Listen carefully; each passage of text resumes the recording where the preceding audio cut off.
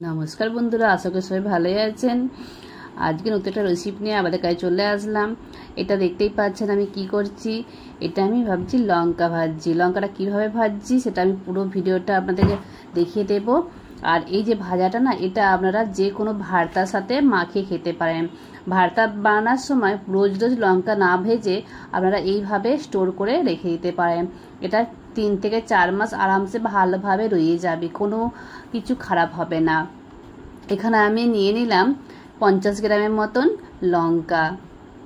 আর সেই লঙ্কাগুলো যে বোখা অংশটা আমি কেটে ফেলে দিলাম। আর লঙ্কার মাঝ বরাবর একটু করে চিড়ে দিলাম, কেননা গোটা গোটা লঙ্কা দিলে না লঙ্কাটা তেলেতে দিলে ফাটবে, সেই জন্য আমি মাঝ বরাবর একটু চিড়ে দিলাম। এখানে কোয়াটা গরম করতে দিলাম, গরম হয়ে গেছে। এবার আমি দিয়ে দিলাম সর্ষের তেল। এটা এখানে সাদা তেল ব্যবহার করবো না, এখানে সর্ষের তেল দিয়েই ব্যবহার করবো। সর্ষের তেল দিয়ে করলে এটা খুব খেতে টেস্টি হয়।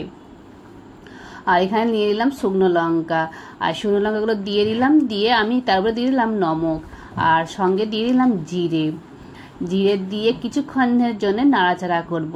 নাড়াচাড়া করে ফের এইভাবেই নাড়াচাড়া করতে হবে, কেননা না হলে কোনো জায়গাটায় আঁচটা বেশি লাগবে আর কোনো জায়গাটা আঁচ লাগবে না। কোনো দিকটা ভালোভাবে কড়কড়ে করে মচমচে করে ভাজা হয়ে যাবে, কোনো দিকটা মচমচে করে ভাজা হবে না। সেজন্য এইভাবে নাড়াচাড়া করতে হবে। নাড়াচাড়া করে ভাজতে থাকবো। ভাইতে ভাইতে লাল হয়ে আসবে, একটু তারই মধ্যে লাল থাকতে একটু কালো কালো ভাব আসবে। যখন কালো কালো ভাব হয়ে আসবে তখন দেখবেন যে লঙ্কাটা ভাজা হয়ে আসে আর এইভাবে ধোঁয়া উঠবে। এইভাবে তখন নাড়াচাড়া করতেই থাকতে হবে। নাড়াচাড়া করার পর কিছুক্ষণ এইভাবে কালো কালো হয়ে আসছে যখন দেখবেন, তখন গ্যাসটা অফ করে দেবেন। এইভাবে গ্যাসটা অফ করে দেওয়ার পর আমি এখানে জিরাটা তো ভাজাই হয়ে গেছে এবং লঙ্কাটাও ভাজা হয়ে গেছে। গ্যাসটা অফ করে দেওয়ার পর এখানে আমি এর উপরে নমক ছড়িয়ে দিলাম।